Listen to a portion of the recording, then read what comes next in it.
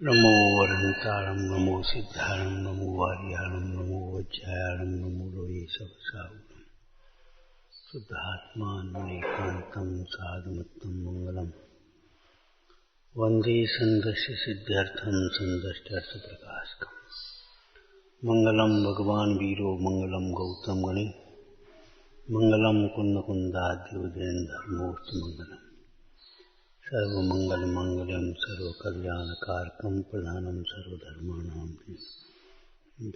शासनम। निर्मल ध्यान लगाए थे कर्म कलंक जला है, भय सिद्ध परमात्मा वनु मनोहित का है।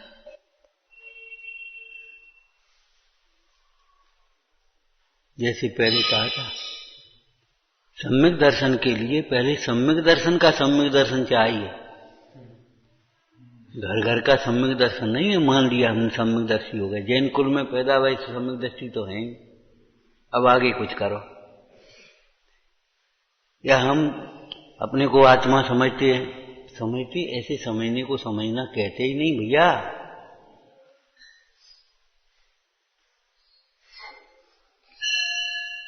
सम्यक दर्शन पक्षातिक्रांत अनुभूति होने पर होता है। सम्यक दृष्टि को एक बात कही थी, व्यवहार होता है, व्यवहार का पक्ष नहीं। निश्चय होता है, निश्चय का पक्ष नहीं। पक्ष के परिग्रह से रहित हुए हैं हमारे मुनीश्वर योगीश्वर, जो उनका विशेषण है। नए सकल नए पक्ष के ज्ञाता हैं। पक्ष माने उस प्रकार का राग पोषण।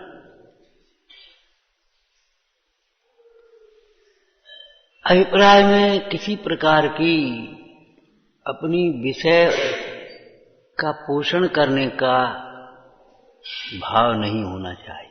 अभिप्राय में हमें अपना अहम पोषण करना, हमें अपनी सामग्री, हमें अपनी व्यवस्थाएं बनाना, हमें ये अभिप्राय नहीं। हमें अपना हित करना, बस ये करना हमें नहीं चाहिए। और चाहने से मिलेंगी भी नहीं ये बाहर की व्यवस्थाएं। भोग चाहने वाले को भोग मिलते भी नहीं है, मान चाहने वाले को मान मिलता भी नहीं है। भोग छोड़ने वालों के भोग पीछे पड़ते हैं। दूसरों का को मान देने वाले को अपने आप मान मिलता है, मान चाहने वालों को नहीं।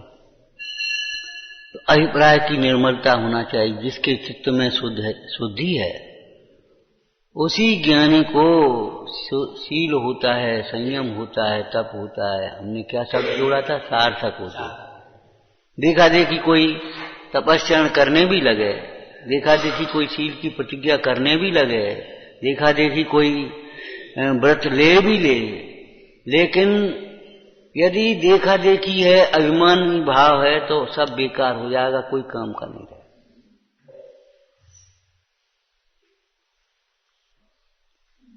जो जिसका लक्ष्य होगा उसी में तो उसका प्रयास चलेगा।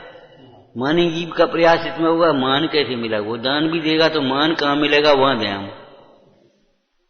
वो तपस्या भी करेगा तो कौन सा तपस्या पहले करेंगे जिसको सब देखें, सब जाने और हमको धर्मात्मा का मान दें।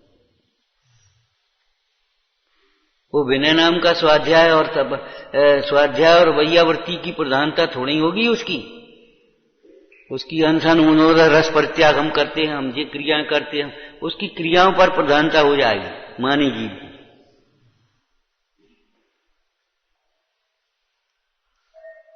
मानी जीव का अंतरंग तक पर मतलब लक्ष्य नहीं रहेगा।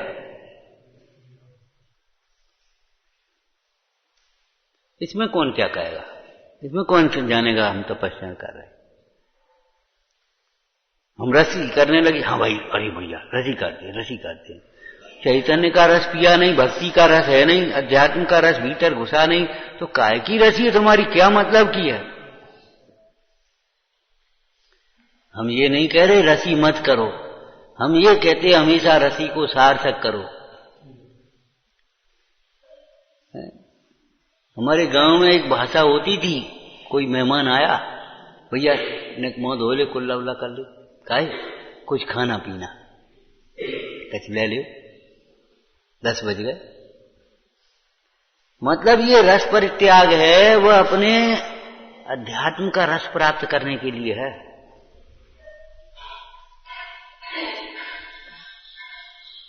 बड़ी तकलीफ होती है सुन सुन करके। अभी आज रविवार है, आज रविवार है, रविवार है तो क्या बात है, माने नमक नहीं खाने तो क्या बना ले। अरे जो बनता है सो बनाओ, बिना नमक का बनाओ। लेकिन वो शैली आज भी भीतर घुसी पड़ी है, घुसी पड़ी है। और खाने वाले को भी अपेक्षा है, आज नमक नहीं है तो कुछ मिलना चाहिए, और नहीं मिला तो क्या करें, वो बनती नहीं है। बिना नमक की दाल धर दे सो नहीं बनेगी, और खीर बना दे सो बन जाएगी हाल।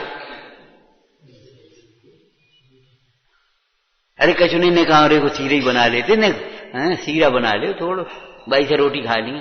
क्यों रोज दाल से, रोज सीरा से खाते हो? रोज जब तुम दाल से खाते हो तो बिना नमक की दाल से खाने क्या परेशानी हो रही? लेकिन वो रसी करना ही नहीं है। अतीन्द्रिय आनंद का स्वाद आए बिना जितेंद्रिय कोई हो सकता नहीं, ध्यान रखना।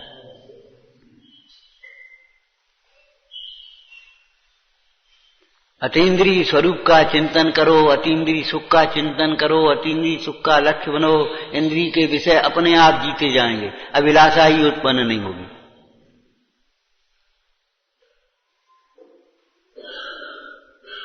आपको मालूम है ज्ञानी को संयम पालना नहीं पड़ता, सहज पलता है। ज्ञान कला जिनके घट जागी, ते घट जग माय सहज वैरागी। कृत्रिमता नहीं है उनके वैराग्य में, सामने कुछ, पीछे कुछ, आगे मन में कुछ, वचन में कुछ, ऐसा नहीं होता, सहज वैराग्य।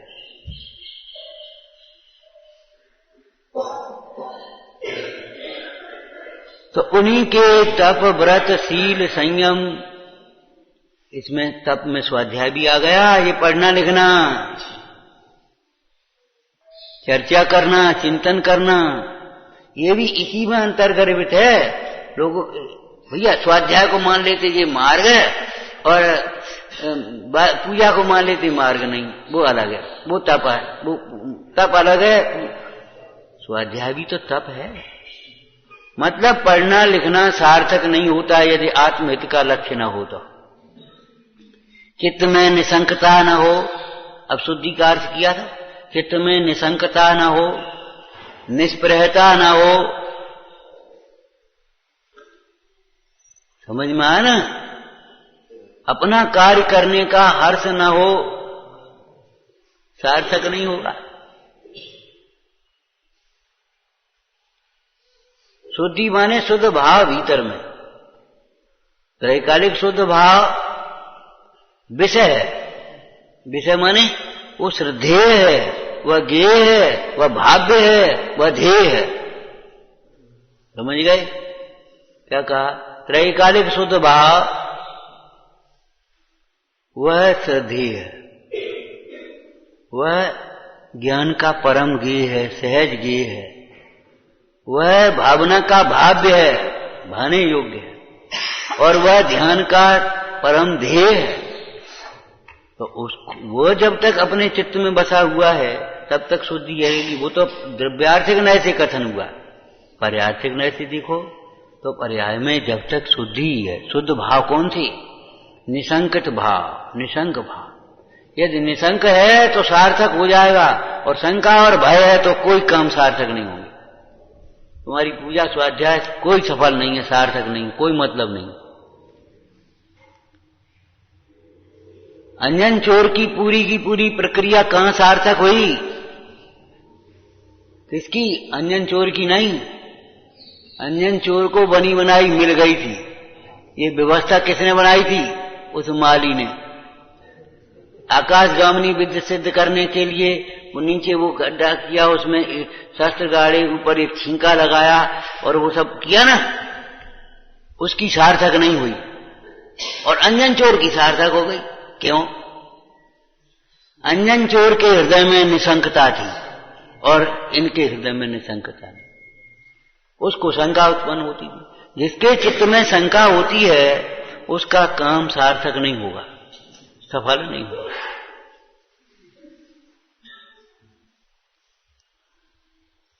चित्त की शुद्धता का मतलब यह है चित्त की निशंकता। निशंकता ही शुद्धता है, निर्भयता ही शुद्धता है, ये समझो। यानी का होगो, फिर आगे का होगो, फिर बाद में क्या होगा? तुम्हें शंका क्यों होती बाद में क्या होगा? अरे वर्तमान का परिणाम जिनका निर्मल है, भविष्य निर्मल होगा, उज्जवल होगा, आनंदमय होगा, मंगलमय होगा। बाद में क्या होगा? कई लोग चर्चा करने लगते, पंडित जी अभी आप हो तो सारी व्यवस्था चल रही, सब व्यवस्था माने पैसा का आना जाना, और बाद में क्या होगा? अरे मूढ़ो, क्या कहें, अभी भी हमारे निमित्त से, हमारे भाग्य से नहीं आ रहा, इन बच्चों का बच्चों के भाग्य से आ रहा, इनका इनके भाग्य से आ रहा, इनके इनके भाग्य से आ रहा, अभी हमारे भाग्य से नहीं आ रहा। हम तो पहले भी थे, तब क्यों नहीं आ रहा? तुम्हें रोटी मिल रही है तुम्हारे भाग्य से, जी नहीं खिला रहे, हम नहीं खिला रहे, तुम्हारे पिताजी नहीं, तुम्हारी माँ नहीं, पत्नी नहीं, बहन कोई नहीं, तुम्हारा तुमको जो मिला वो तुम्हारे भाग्य से मिला। आप अपने भाग्य का निर्माण करने में तो लगे नहीं हो और चिंता में लगे, फिर बाद में क्या होगा, फिर कैसे चले वो, जैसे सब उठा ले जाएंगे, तुम्हारा भाग्य ले जाएगा कोई।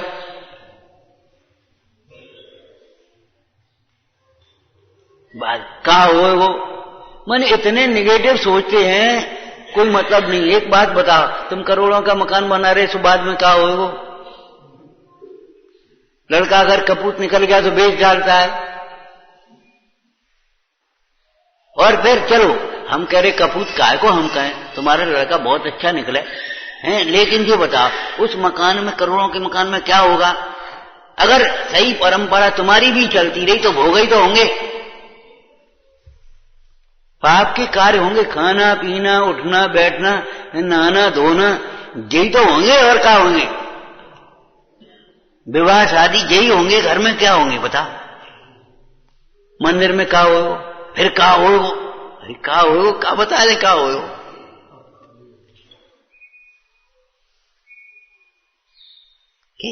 माने जिनका चित्त संकित है वे, उनका भाव ही नहीं आएगा कि क्या करें, अब बाद में क्या होगा, फिर पता नहीं क्या होगा, फिर क्या होगा। अरे कितनी लंबी सोचते हो, वर्तमान की सोचो पहले, और भविष्य की भी सोचते हो, तो भविष्य की व्यवस्थाओं का आधार वर्तमान के परिणाम है। जीव के वर्तमान परिणामों से भविष्य का भाग्य बनता है। ये जीव स्वयं अपना भाग्य विधाता है, कोई ब्रह्मा अलग से भाग्य नहीं बना रहा। हमारे यहाँ ब्रह्मा तो आदिश्वर को कहा चतुर्मुखी, चार मुख जिनके समूह में दिखाई देते हैं, आदिश्वर को माने समझती शंकरों को। वे भाग्य को बताते हैं, बनाते नहीं। तुम्हारे भाग्य बनाने वाले तुम स्वयं हो, चाहे अपना भविष्य बिगाड़ो, चाहे अपना भविष्य बनाओ। तो समझ में आया कि नहीं? जिनके चित्त में शंका है उनको, उनके व्रत तप संयम स्वाध्याय पढ़ना लिखना सब निरर्थक है। यानी काय को ये कह रहे, यानी ये काय को लगी रहे?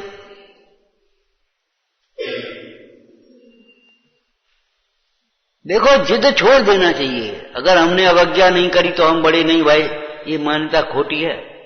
अवज्ञा, देव सास गुरु की, गुरुजनों की अवज्ञा करके कोई बड़ा नहीं होता। चुप रहने से बड़े नहीं हो जाओगे, क्षमा मांगने से बड़े होगे। अंतर में गलतियों को, दोषों को पोषण करने से बड़े नहीं हो जाओगे, गलतियों को छोड़ने से, निकालने से,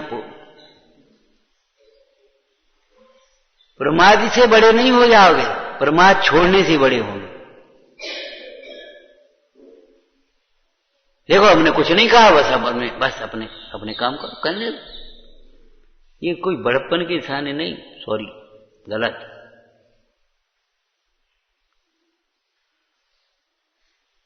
ये हद से नहीं डालते। तो जिनके चित्त में निशंकता है, नहीं है, शंकाएं जिनके भीतर पैदा होती हैं, यानी का हो तो है, यानी ये का कर रहे हैं, ये कहते कहाँ है, हमें समझ में ही नहीं आ रहा। जिनके चित्त में शंका है उनका पढ़ना लिखना पूजा भक्ति व्रत शील संयम सब निरर्थक हैं, सार्थक नहीं होते। सर्वथा मत समझ लेना, थोड़ा बहुत पुण्य तो बनता ही है, ऐसा नहीं। आपको मालूम है मिथ्या दृष्टि भी कितने स्वर्ग तक चले जाते हैं। ग्रहित मिथ्यात वाले भी कितने स्वर्ग तक चले जाते ऊपर, और सूक्ष्म मिथ्यात वाले तो नवग्रीवक तक पहुंच जाते हैं। सर्वथा निरर्थक करने की बात नहीं है, लेकिन सार्थक होने का मतलब ये है जो हमारा लक्ष्य है उससे पूरी हो जाए, तब सार्थक। जिन वच में शंका न धार, अगर आपको अपना स्वाध्याय व्रत शील संयम सार्थक करना है तो जिनेन्द्र देव के वचनों में, जिन वच में लिखा, जिनेन्द्र देव के ही वचन ये शास्त्र में लिखे, शास्त्रों के वचनों में यही बात गुरुजन कह रहे हैं। इन गुरुजनों के वचनों में शंका मत करो, विश्वास रखो। चंद्रगुप्त राजा वैसे ही नहीं बन गया, चाणक्य के प्रति निशंकता थी उसकी। अंजन चोर को विद्या वैसे ही सिद्ध नहीं हो गई, निशंकता थी उसको। एक वचन में निशंकता, एक प्रसंग में निशंकता, ये प्रथमान योग की निशंकता की चर्चा है। ध्यान रखना, अंजन चोर को वो निशंकित अंग नहीं हो गया उस समय। निशंकित अंग तो जी देव साथ गुरु के स्वरूप में, प्रयोजनभूत तत्वों के स्वरूप में, हित अहित में, हित अहित के कारणों में, अपने शुद्धात्मा में शंका उत्पन्न नहीं होना, उसका नाम निशंकित अंग है। वर्तमान योग में उसकी शैली है कि उसका आरोप उसमें किया, उसका आरोप उसमें किया, उसका आरोप उसमें किया। माने आत्म श्रद्धान का आरोप तत्व श्रद्धान में किया, तत्व श्रद्धान का दीपशास्त्र गुरु में किया, उसमें भी एक अंग में किया, और एक अंग में भी सेठ के वचनों में शंका नहीं करी तो निशंकित अंग हो। इतने से ही हो जाए तो फिर क्या पूछूं आपको, तो हमें तो आपको विश्वास है, हो जाएगा सम्यक दर्शन। कि हाँ, एक बात और समझ लेना, जिनको देवशास्त्र गुरु के प्रति विश्वास है उनको मिथ्या दृष्टि मत कहना, उनका तिरस्कार मत करना, उनका आदर करना, उनकी प्रशंसा करना, वे भी उनको भी सम्यक दर्शन की भाषा बोलना। वर्तमान योग की शैली है कि नहीं, ध्यान रखना। ये सब मिथ्या दृष्टि है। अरे सब मिथ्या दृष्टि, तुम्हें नहीं ठेका ले लो का।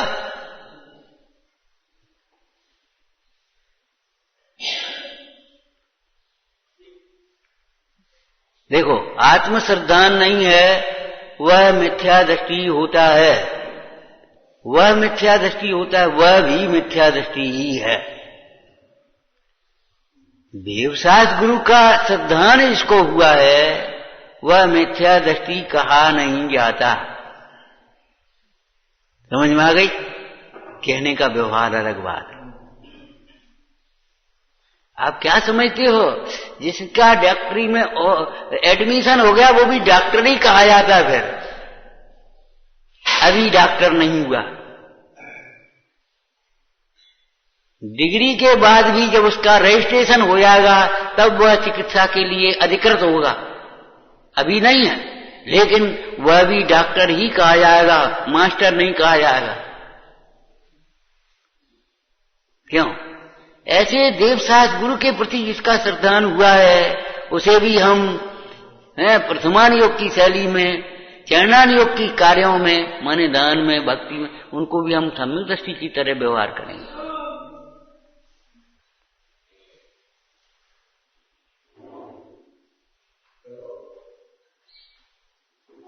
उनकी भी प्रशंसा करी, ग्वाले की भी प्रशंसा करी है, वर्तमान योग में आई थी, उस ग्वाले की प्रशंसा करी। क्यों?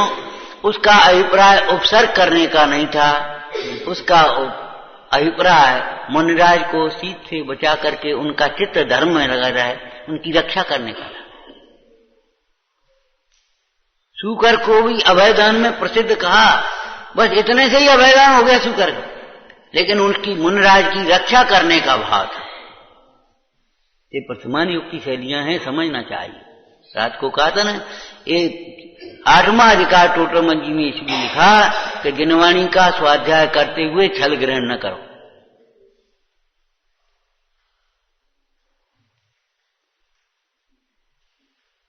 जहां जिस कथन का जो प्रयोजन है, एक ही प्रयोजन है, वीतराग भाव की ओर बढ़ाना, वीतराग भाव में लगना। वर्तमान योग का प्रयोजन क्या है? धर्म मार्ग में लगाना है। इससे कुछ नहीं होता, ये नहीं कहेंगे शाबाश बढ़िया भैया और ये और करो नहीं।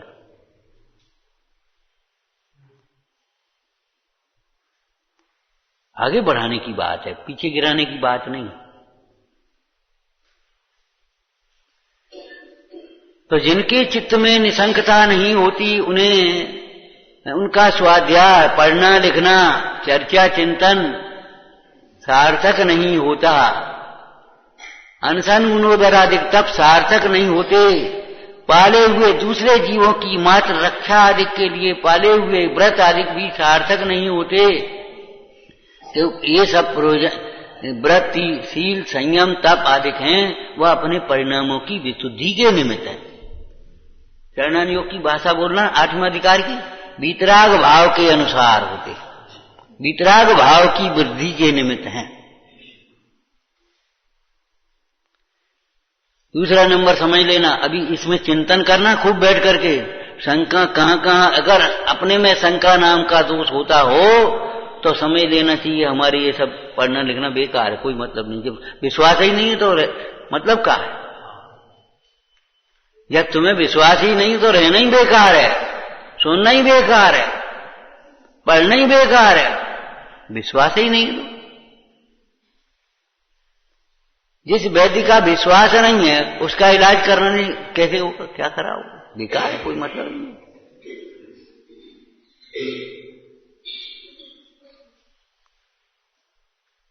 अनन्य चेता कृतमा ददामी, अनन्य शरण, अन्य नहीं, नान्य था। अरे बादलों जिना तो हो गया, नान्य था। इदम एवेदसम चैव तत्वम नान्यम न चान्य था, न अन्य है न अन्य प्रकार। इसी प्रकार हित होगा। जिनके चित्त में निशंकपना होगा, उन्हीं के चित्त में उन्हीं का हित हो पाएगा। वे ही सम्यक दर्शन ज्ञान चारित्र रूप धर्म को प्राप्त कर पाएंगे, वे ही सुखी हो पाएंगे। गोबर की डली दबा करके फूल के बगीचे में जाने वाले को भी फूलों की गंध का अनुभव कुछ नहीं होगा। गोबर की डली छोड़ के आएगा तब उसको होगा। अपने से बचा, अपने लिए पहले ही व्यवस्था सोचने वाले जीव कुछ नहीं कर पाएंगे। अपन शरीर को माना है। कल ये कह रहे थे, जन कौन कह रहा है, अपनी पूजा करने वाला बहुत महान होता है, लेकिन अपनी पूजा करने वाला, अपने को शरीर मानकर शरीर पूजा में तो सब लगे ही है, पेट पूजा में। अपनी पूजा का मतलब क्या है? अपने स्वरूप का यथार्थ श्रद्धान, अपने स्वरूप का अनुभवन, अपने स्वरूप में की भावना, अपने स्वरूप का ध्यान, वह अपनी पूजा है। हरेक की पूजा हरेक की तरह नहीं होती। एक क्यों भाई, भगवान की पूजा करते हो तो प्रचार करते हो, करते हो ना, और जिनवाणी का प्रचार करो, कैसे करोगे? सोचो।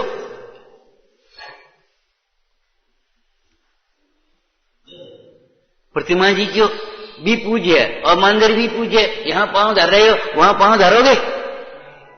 यहां पांव धर रहे हो, मंदिर पूज्य तो मंदिर पे पांव काय को धर रहे हो? अरे वो पूजा अलग प्रकार की, वो पूजा अलग प्रकार की। पूजा माने यथा योग्य श्रद्धान।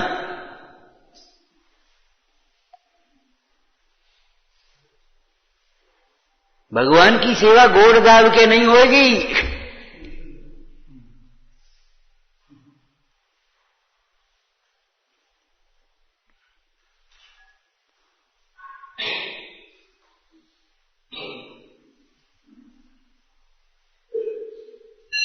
तो जिनको निसंकता होगी उन्हीं का हित हो पाएगा, वे ही धर्म मार्ग में लग पाएंगे, उन्हीं की पूजा भक्ति स्वाध्याय सब सार्थक होंगे। और अगर निसंकता नहीं है तो सब बेकार, कोई मतलब नहीं। पंडित सदाशिव दास जी की रत्नकंड साबकाचार्य की वचन का की भाषा बोलो इस प्रसंग में।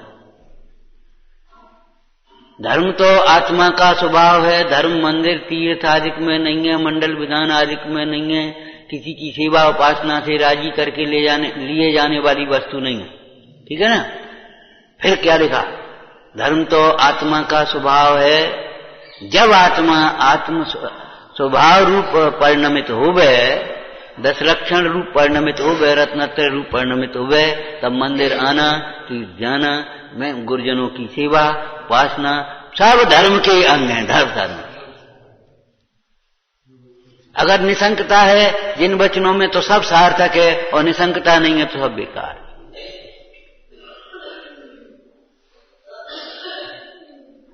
फिर नहीं बेकार, तुम अपनी अकल को ज्यादा मानते हो, अब अलग से सोचते हो, तुम्हें विश्वास ही नहीं है कि ये हित की बात है, इससे क्या हो जाए, इसमें क्या है।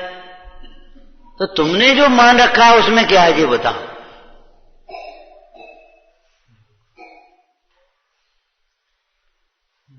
ऐसे दूसरा लगे लेना, शुद्धि माने क्या, शुद्धि तुम पढ़ लिया खत्म हो गया, और वितराग भाव, साम्य भाव, बस विशुद्ध भाव, निर्मल भाव, बस ऐसे शब्दार्थ कर दिए पर्यायवाची। विशुद्धि का मतलब क्या है, जिनके हृदय में निर्वांछकता नहीं है उनके वृत्ति संयम सार्थक नहीं होते, उनकी स्वाध्याय उनकी विनय कोई सार्थक नहीं है, उनकी वैयावृत्ति सार्थक नहीं होती, जिन्हें निष्प्रहता नहीं है।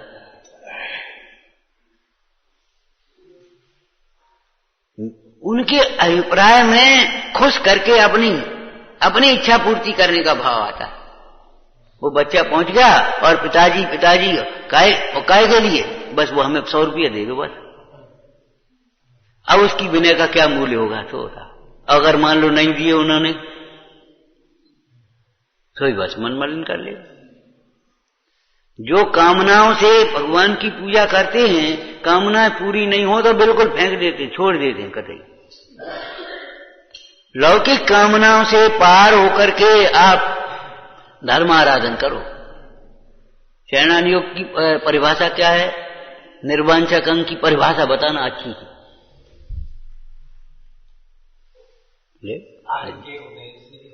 मारे गए यार, हो गई पंडिताई पूरी। धर्म कार्यों के फल में लौकिक वांछाओं की पूर्ति अभिलाषा नहीं रखना। लौकिक वांछा शब्द ध्यान, लौकिक वांछा। हे प्रभु आपकी भक्ति बनी रहे, हम आप जैसी वीतरागता हो, आप जैसे परमात्म पद हो, हमारे रागादिक भाव का भाव हो, ये निर्वांछक अंग का अंग है, ये वांछा नहीं है। शरणान योग की पद्धति में माने लौकिक प्रयोजन की सिद्धि। धर्म कार्य के माने तपस्चरण के द्वारा अभिमान की पुष्टि नहीं चाहना, मान सम्मान नहीं चाहना, भोग संयोग नहीं चाहना, रोगादिक दूर करने की भावना नहीं होना। वे अपने आप होंगे, और होंगे तो होंगे, नहीं होंगे तो नहीं भी होंगे, ये भी मान करके चलना। क्या उस समय उस कर्म का उदय हुआ तो होंगे, और नहीं होगा तो नहीं होंगे। 2 दिन पहले चर्चा की थी स्वाध्याय में। आप खूब पंच परमेष्ठी भगवान का स्मरण करो, खूब शुद्धात्मा का स्मरण करो, खूब वैराग्य भावना भाव, लेकिन आयु पूरी होगी तो देह छूटेगी। ऐसा नहीं है पंच परमेष्ठी भगवान का स्मरण कर रहे हैं या शुद्धात्मा का स्मरण कर रहे हैं तो देह बचे जाएगी। अगर आयु पूरी होगी तो देह छूटेगी। निशंक भी रहना चाहिए, निशंक बिना निर्वांछक कहां से तुम हो। और मान लो अगर देह छूट गई, हाँ सब बेकार गो जी का मतलब लो जी क्या मतलब। हम इतने दिन से पूजा करी और हमने इतना उसमें मनौती बोली और ये फलाना काम किया, सब बेकार गो। बेकार का गो भैया, तुमने बेकार किया है तुमने अपने परिणाम की निर्मलता के लिए नहीं किया, केवल स्वार्थ बुद्धि से किया। स्वार्थ बुद्धि नहीं है तो सब बेकार।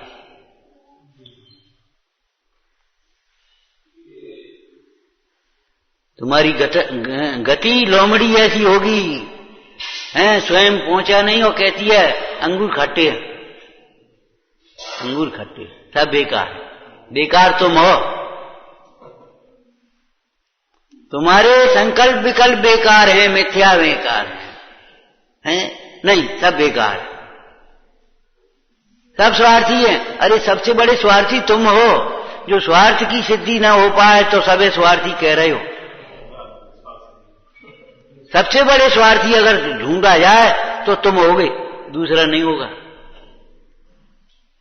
उस दिन कही थी एक बात है, वो बहुत बेकार आदमी, बहुत बुरा आदमी है। हम कहते ठीक है बुरा होगा, हम नहीं मानते भला बुरा होगा, लेकिन तुमसे बुरा नहीं है, ध्यान रखना।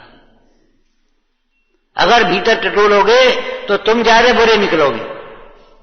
शिकायत करने वाला ज्यादा शिकायत का पात्र होता है, जो दूसरों की शिकायत ही करता रहता। केवल शिकायतों की भाषा, यहाँ ये नहीं है, यहाँ ये नहीं है, यहाँ ऐसा नहीं, वहां वैसा नहीं, वो सबसे बेकार आदमी होगा, सबसे बेकार।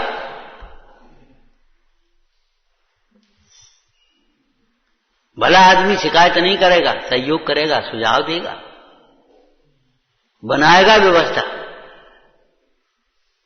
ये निगेटिव सोचने ही तो सारा बर्बाद, सारा काम बिगाड़ा है, जीवन बिगाड़ा है।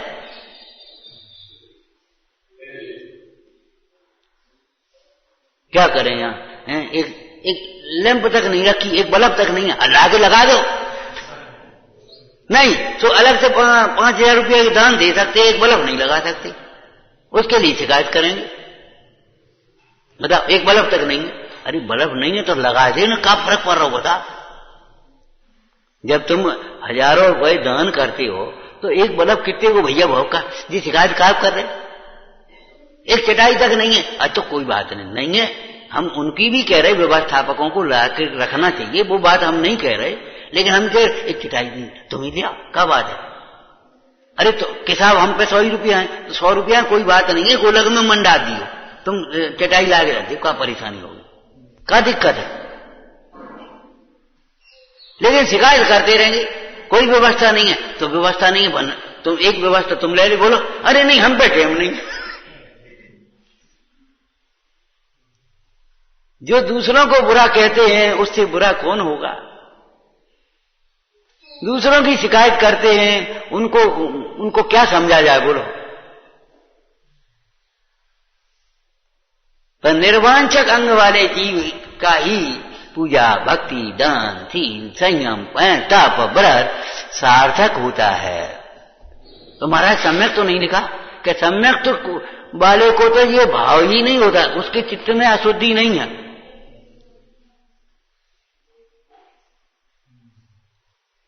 ऐसे ही जो जरा जरा सी बातों में मन बिगाड़ते रहते हैं, अनुत्साहित हो जाते, चलो भाई अब क्या करें, हम तो खूब करो, और फिर काऊ ने कछु नहीं कही ने तो भैया हमने छोड़ दिया, हम क्या करें बता।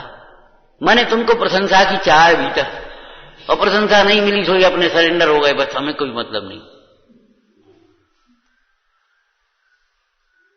जिनके चित्त में निर्विचिकित्सा नहीं है, जिनको जरा जरा सी बातों में मन खराब होता है, ग्लानि होती है, द्वेष होता है, उन जीवों का ये पूजा भक्ति धर्म आयोजन पढ़ना लिखना व्रत शील संयम सब बेकार। हम पढ़ना लिखना साथ में जोड़ रहे हैं, क्यों तुम पढ़ना लिखने को जो मान रहे थे तो ठीक है, और सब बेकार, व्रत शील संयम बेकार। ये निगाह तुम्हारी दूसरों पर है, तुम्हारे अपने पर नहीं, इसलिए हम पढ़ना लिखना साथ में जोड़ रहे हैं। तुम्हारा पढ़ना लिखना साथ नहीं होगा। अरे ये व्यवस्था अलग है, हम उठे और काऊ ने नहीं पूछी। हम पूछते अगर स्वाध्याय नहीं कर रहे होते तो कोई नहीं पूछ रहा हो, तो क्या परेशानी है। नहीं पूछी, वो हमारे कर्म का उदय है, स्वाध्याय क्यों छोड़ रहे हो। क्या हमें कोई नहीं पूछे तो हम काय को लगे जाए, हम क्यों मरे। हाँ ओ देखो भाषा देखो कहां से बोल रहा, ये कहां से आ गया तुझे, तेरा अभिप्राय क्या है, तेरा अभिप्राय क्या है बता।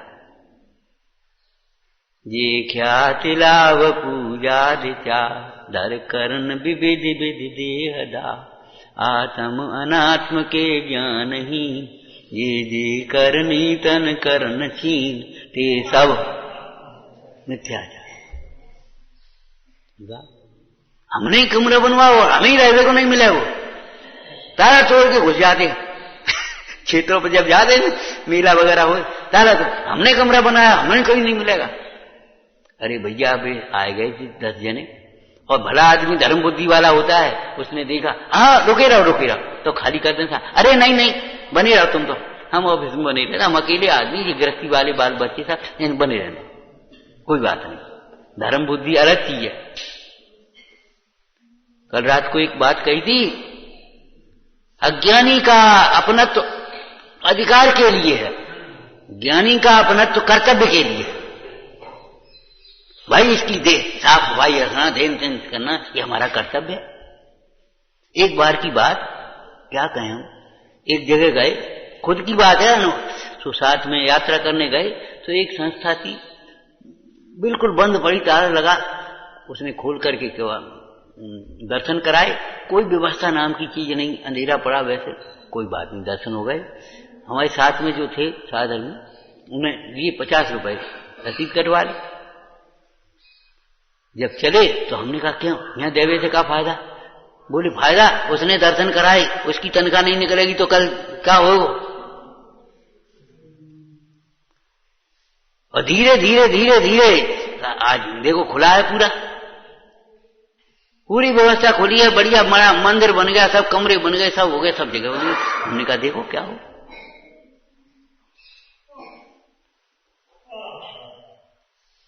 ज्ञानी मत करो, धर्म धर्मात्मा धर्मायतनों की हीनता को देखकर, मलिनता को देखकर, अधूरेपन को देखकर, कमी को देख करके ग्लानि मत करो, अनुत्साहित मत हो, अपना कर्तव्य मत भूल जाओ।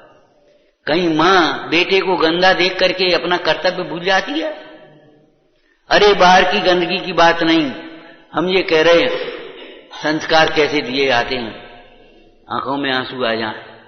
एक मां थी, बेटे से बोली बेटा अब तुम बड़े हो गए, नियम लो। कहा देखो सुनो, ध्यान रखना, जीवन में ध्यान रखना, अगर किसी लड़की का अपमान कर रहे हो, कोई खोटा व्यवहार कर रहे हो, हूटिंग कर रहे हो, व्यंग कर रहे हो, कुछ गलत व्यवहार, तो ये समझना मेरे से कर रहे हो।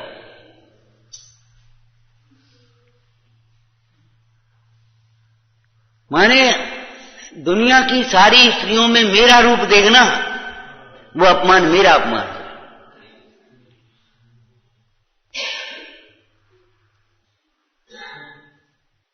एक बच्चा पढ़ाई करने वाला, बच्चों इन्हीं बच्चों जैसा, कोई प्रतियोगिता होनी थी, 2, 3, 4 बच्चे भाग लेते प्रतियोगिताओं में, सबने अपनी अपनी तैयारी करी, और जिसने तैयारी की अच्छी, उसका संयोग की बात, उसकी तैयारी की जो कॉपी थी वो गिर गई, डायरी समझ लो छोटी, गिर गई, कागज समझ लो गिर गया, उसने झट से लपक के उठा लिया, जेब में धर दिया।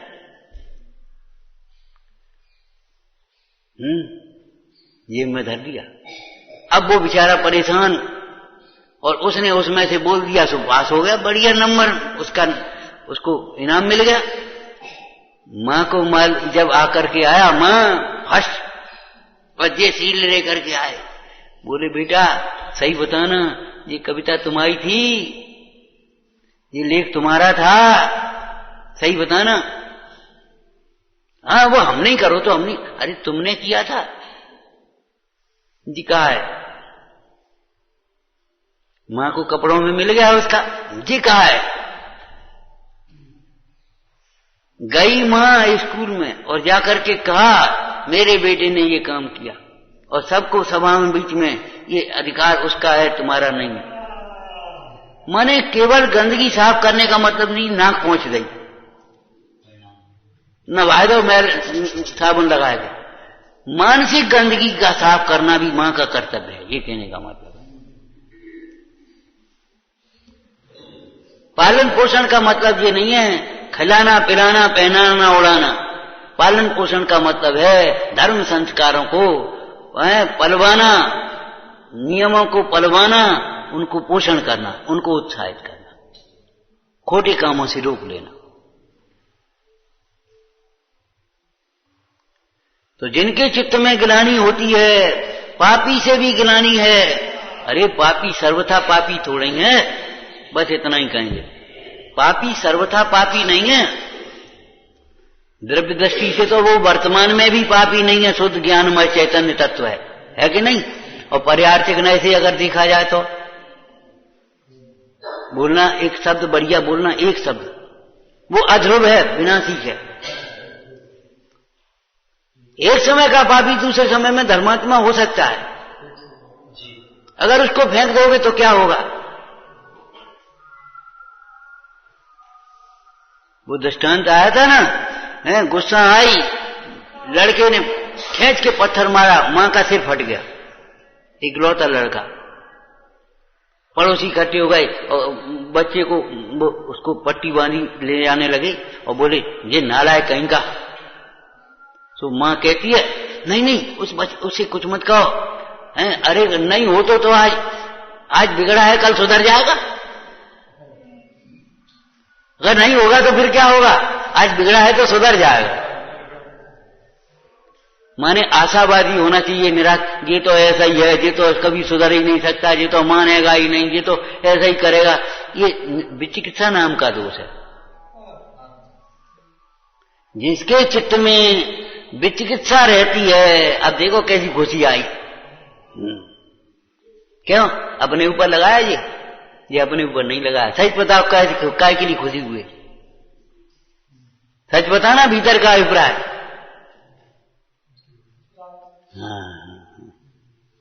माने हमारे साथ ये व्यवहार होना चाहिए, हमें ये व्यवहार करना चाहिए, सो नहीं। अभिप्राय की जब तक निर्मलता नहीं है तब तक कुछ भी नहीं होगा, बता रहे हम पूरी बात। पापी से घृणा मत करो, पापी से द्वेष मत करो। उसके क्यों कि द्रव्य दृष्टि से देखें तो उसी समय भी वह धर्म स्वरूप है, ज्ञान स्वरूप है कि नहीं। और पर्याय से देखो तो पर्याय तो अध्रुव है, एक समय में बदल जाएगी, चली जाएगी। आज का पापी कल धर्मात्मा हो जाएगा। अरे अज्ञानी ही ज्ञानी होते हैं, श्रावक ही तो मुनि होते हैं, और मुनि ही परमात्मा बनते हैं। मिथ्या दृष्टि ही सम्यक दृष्टि होते हैं। आज का क्रोधी कल क्षमावान हो जाए। तुकारी को कैसी क्षमा आ गई, समझ में आया ना। तो अपने चित्त की निर्मलता को लक्ष्य में लेकर के ही हमें व्रतशील संयम स्वाध्याय जो कुछ भी है करना चाहिए। अपने परिणामों की निर्मलता के लक्ष्य बिना यदि हम व्रतशील संयम करते भी रहेंगे तो भाई दुनिया धर्मात्मा कह सकती है, तुम्हें धर्म का प्रारंभ नहीं हो सकता। दुनिया धर्मात्मा कह देगी, तुम्हारे वेद को देखकर कौन धर्मात्मा नहीं कहेगा? तुम हम ये नहीं खाते, ऐसा नहीं खाते, ओ भैया बड़ा धर्मात्मा, बाजार की कछू नहीं खाता, रात में नहीं खाता, अनछना पानी नहीं पीता, पूजा करता, स्वाध्याय करता। भैया दुनिया धर्मात्मा कह देगी, लेकिन तुम्हारा मन भीतर अपने को क्या कहेगा? तुम्हारे चित्त में जब तक विचिकित्सा दूसरों के प्रति होती है, जरा जरा में वो अनुत्साह होता है। एक लाइन कही थी, जरा जरा सी बातों में मन बिगाड़ने वाले जीव जीवन बिगाड़ते हैं, ये समझना। एक पल खोना एक भव हार जाने के समान है। एक प्रसंग में परिणाम खराब किया, ये समझो पूरा जीवन खराब हो गया। सहन करना सीखो, भेद ज्ञान करना सीखो, और नंबर 3 कर्म की निर्जरा करना सीखो। क्या कहे? कर्म को सहन करना भी सीखो। कर्मोदय है, सहन करना पड़ेगी। पीड़ा है तो सहन करनी पड़ेगी। और भेद ज्ञान करना सीखो और कर्म की निर्जरा करना सीखो। ये सीखने लायक है। यह सीख आदरो, जोड़ो न रोग जरा गए तोलो झटित नहीं, ठीक करो विचार में। हे जिनवाणी भारती तो ही जपूं दिन रे, जो तेरी शरण आ गए सो पावे सुख चैन। या वाणी के ज्ञान से सूझे लोकालो, सो वाणी मस्तके नमो सदा चित हूँ।